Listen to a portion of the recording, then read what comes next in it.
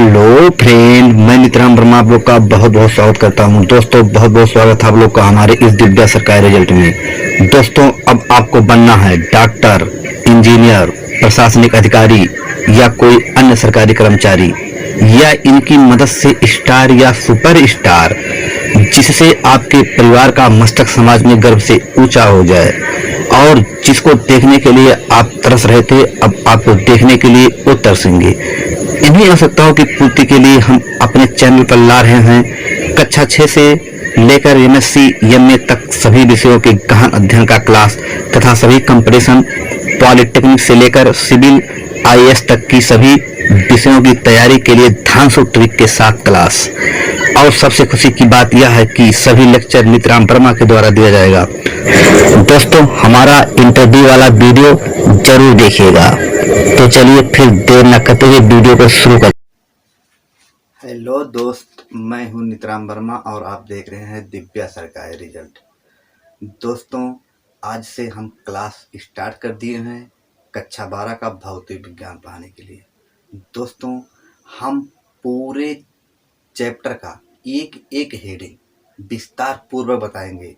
दोस्तों आजकल जो पढ़ाई होती है, स्कूल में होती है या कॉलेजों में या कहीं पर भी होती है, तो वहाँ पर पूरा चैप्टर पढ़ाया नहीं जाता।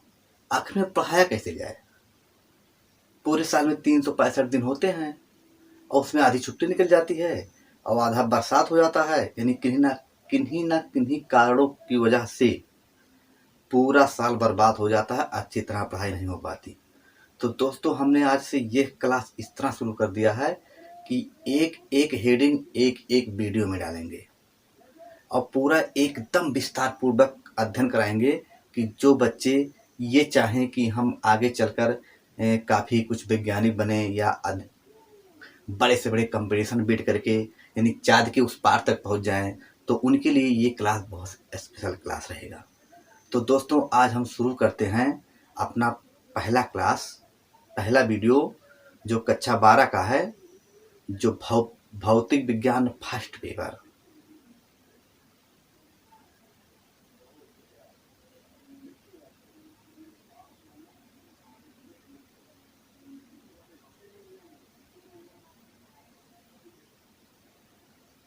आपके भौतिक विज्ञान फर्स्ट पेपर का पहला चैप्टर का नाम है वैद्युत आवेश एवं क्षेत्र। वैद्युत आवेश एवं क्षेत्र। दोस्तों आप किसी भी बुक को पढ़िए तो सबसे पहले आपको स्पष्ट होना चाहिए उस लेसन का पूरा सारांश, यानी कि हम पढ़ने क्या जा रहे हैं, उस लेसन का अर्थ। जैसे आपके इस लेसन का नाम है वैद्युत आवेश एवं क्षेत्र, तो सबसे पहले हम वैद्युत आवेश और क्षेत्र को जानेंगे, तब आगे बढ़ेंगे क्या है। तो वैद्युत आवेश को आपको बताएंगे कि वैद्युत आवेश क्या है, और जो उसका क्षेत्र है यानी जहां तक वैद्युत आवेश को का अनुभव किया जाएगा, जितनी एरिया तक, वही उसका वैद्युत क्षेत्र कहलाएगा। पूरा गहनता से अध्ययन किया जाएगा, एक एक पॉइंट का किया जाएगा। और इसमें इस तरह पढ़ाया जाएगा कि मान लीजिए इससे कंपटीशन में प्रश्न आता है तो आपका ना फंसे, और बोर्ड में तो फंसेगा ही नहीं। यदि आप अच्छी तरह से पढ़ाई किए हैं इंटरमीडिएट का, तो आपको कोई कंपटीशन नहीं रोक सकता। लेकिन पढ़ाई अच्छी तरह होती कहाँ है? तो दोस्तों आज हम अपना पहला लेक्चर यहीं से शुरू करते हैं। तो सबसे पहले हम ये शुरू करेंगे कि वैद्युत आवेश क्या होता है। वैद्युत आवेश की संकल्पना पूरा अध्याय पढ़ेंगे एकदम मजे से, कोई तनाव नहीं, कोई टेंशन नहीं, कोई दिक्कत नहीं, कोई दुख की बात नहीं, आराम से पढ़िए। तो इसको एक कथा के अनुसार हम शुरू करते हैं। एक जैसे अपना देश भारत है, वैसे एक देश का नाम है ग्रीस। एक ग्रीस देश है जहां पर एक वैज्ञानिक थे जिनका नाम था थेल्स। ठंडी का मौसम था। थेल्स स्वेटर पहने हुए थे और एक तख्त पर सोए हुए थे। जिस तख्त पर सोए हुए थे उस पर एक एम्बर नामक पदार्थ रखा हुआ था। अब इसमें आप लोग ये मत पूछिएगा एम्बर नामक पदार्थ क्या होता है, कहाँ से आता है, क्योंकि ये बताएंगे तो पूरा महाभारत चलता है ऐसे। बस ये सोचिए कि एक एम्बर नामक पदार्थ रखा हुआ था, तो जब उस पर वो सोए हुए थे तो एक आध घंटे बाद जब वो जगे तो देखे तो कुछ छोटे छोटे कागज के टुकड़े थे।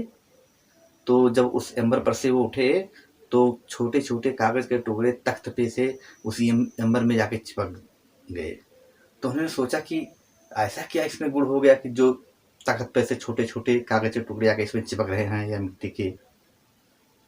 तो उन्होंने सोचा कि क्या है इसमें। तब थोड़ी देर के बाद फिर देखा तो चिपक ही नहीं रहे थे। तो सोचा कि जब तक हम इस पर सोए हुए थे तब तक, उसके बाद उठे तो चिपक गया, फिर वो सो गए, फिर उठे तो फिर वही क्रिया होने लगी। तो उन्होंने सोचा कि हो सकता है कि हमारे जो ऊन का स्वेटर पहने हुए थे ऊनी था, तो उन्होंने सोचा कि हो सकता है इस ऊन का इस पर रगड़ पड़ता हो तो कुछ क्रिया होता हो।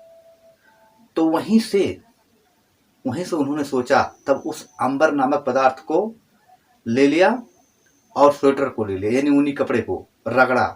तब एम्बर नामक पदार्थ से ऊनी कपड़े को रगड़ा और फिर एम्बर को छोटे छोटे टुकड़ों के पास ले गया कागज के। तो कागज के छोटे छोटे जो टुकड़े उस पर आके चिपकने लगे। तो वहीं से उन्होंने एक संकल्पना बना ली कि वास्तव में इसमें कुछ बल लग रहा है, कुछ गुण हो रहा है। तो वही जो गुण हो गया था उसी को आवेश कहा गया। यहीं से आवेश की उत्पत्ति हुई थी। जब एम्बर को ऊन से रगड़ा गया तो छोटे छोटे टुकड़े, कागज के छोटे छोटे टुकड़ों को आकर्षित करने का जो गुण आ गया वही क्या हो गया, वैद्युत आवेश हो गया। तो यहीं से दोस्तों वैद्युत आवेश की संकल्पना की शुरुआत हुई। अब दोस्तों यही पूरा जो आप कहानी सुन रहे हैं, इसी कहानी में ही 10-20 क्वेश्चन इसी कहानी से ही बोर्ड हुआ या प्रतियोगिता परीक्षा हुआ, कंपटीशन में किसी भी में 10-20 क्वेश्चन यहीं से पूछा गया है। अक्सर इसको लोग कोई पढ़ाते नहीं, कहते ये क्या है, बकवास है। बकवास नहीं दोस्तों, बकवास कुछ नहीं है। इस पाठ में कूलाम का नियम, वैद्युत द्विध्रुव, यही जो कुछ महत्वपूर्ण होता है पढ़ा दिया था, बाकी सब छुड़ा दिया जाता है। तो बच्चे आगे चलकर कंपटीशन देते हैं तो कहते हैं कि ये जानते ही नहीं है, जो छोटी छोटी चीज़ें होती हैं। तो सबसे ज़्यादा जरूरी बात यही है, यही छोटी छोटी चीज़ों को पढ़ाना। तो दोस्तों इसको हम ध्यान में रखते हुए पूरा वीडियो पढ़ाएंगे, और जो हमारी पूरी वीडियो देख लेगा वो एकदम विद्वान हो जाएगा। अब कहते हैं कि इंटरमीडिएट पूरी तरह पढ़ लो तो विद्वान माना जाता है अच्छी तरह से। तो ये जो पूरी कहानी थी ये आज से 600 ईस्वी पूर्व की बात थी। देश का क्या नाम था, ग्रीस। वैज्ञानिक कौन थे, थेल्स। अब उस देश में एक राज्य था, उसी राज्य के वो वैज्ञानिक थे जिसका नाम यहाँ पर लिखा गया है मिलेटस राज्य। 600 ईस्वी पूर्व की बात है, ग्रीस देश है, मिलेटस राज्य है, यही के थेल्स थे। इन्होंने ही आवेश की संकल्पना सबसे पहले की थी। सुनिए, यही से कितनी बार क्वेश्चन पूछा गया है, कंपटीशन पूछा गया है, यूपी बोर्ड में पूछा गया है, कितना बार क्वेश्चन पूछ लिया गया है कि बताइए वो जिन्होंने पहले आवेश की संकल्पना की थी वो किस देश के थे। बहुत बार पूछा गया है, ग्रीस देश के थे। कई बार ये भी पूछ लिया गया है कि वो ग्रीस देश के किस राज्य के थे। तो छोटी छोटी चीजें छोड़ दिया जाता है जो काफी महत्वपूर्ण होता है। पूरा एकदम कंसेप्ट क्लियर होना चाहिए, कंसेप्ट क्लियर होकर पढ़ाना चाहिए। आजकल इतनी प्रतियोगिताएं बढ़ गई हैं कि बिना कंसेप्ट क्लियर हुए आप कोई नौकरी नहीं प्राप्त कर सकते हो। तो इसमें है क्या, कुछ है भी नहीं, और फिर भी नहीं हम लोग कंसेप्ट क्लियर हो पाते हैं। तो यहां से आप देखिए, जो आपके आवेश की संकल्पना हुई है उसकी शुरुआत यहीं से हुई है। जो थेल्स नामक वैज्ञानिक थे, इन्होंने जब एम्बर नामक पदार्थ को ऊन से रगड़ा तो ऊन से इलेक्ट्रॉन निकलकर एम्बर में आ गए। तो जब एम्बर में आ गए तो एम्बर में इलेक्ट्रॉन की अधिकता अधिक हो गई, और जो आपका ऊन है वहां पर इलेक्ट्रॉन कमी हो गई, तो उस पर पॉजिटिव आवेश आ गया और इस पर नेगेटिव आवेश आ गया। लेकिन ये सब पॉजिटिव आवेश आया, नेगेटिव आवेश आया, इस समय उनको कुछ पता नहीं था, ये सब बाद में हुआ। इसको भी आगे पढ़ाएंगे कैसे हुआ कैसे नहीं हुआ। लेकिन सबसे पहले ये देखिए कि यहीं से मतलब इसकी शुरुआत होती है। जैसे मान लीजिए ये आपका ऊन है, ये ऊन हो गया, ये एम्बर हो गया, ऊन एम्बर। जब इसको इससे रगड़ा गया तो मान लीजिए इस पर पहले से इतना आवेश था, शून्य आवेश, कोई आवेश नहीं था पहले से इस पर। तो जब ऊन को एम्बर से रगड़ा गया, एम्बर को ऊन से रगड़ा गया, तो एम्बर ऊन से एक इलेक्ट्रॉन निकल कर यहाँ पर आ गए, यहाँ हो गए रगड़ने के बाद। तो इलेक्ट्रॉन की अधिकता किस पर हो रही है? एम्बर पे हो रही है। तो यहां से भी परिभाषा दिया हुआ है, जो एम्बर का यूनानी नाम है इलेक्ट्रॉन है, या ग्रीस भाषा में इलेक्ट्रॉन को एम्बर कहा जाता है। क्यों कहा जाता है, यानी एम्बर और इलेक्ट्रॉन का क्यों संबंध है? क्यों उस भाषा में एम्बर को इलेक्ट्रॉन कहा जाता है, इलेक्ट्रॉन को एम्बर कहा जाता है?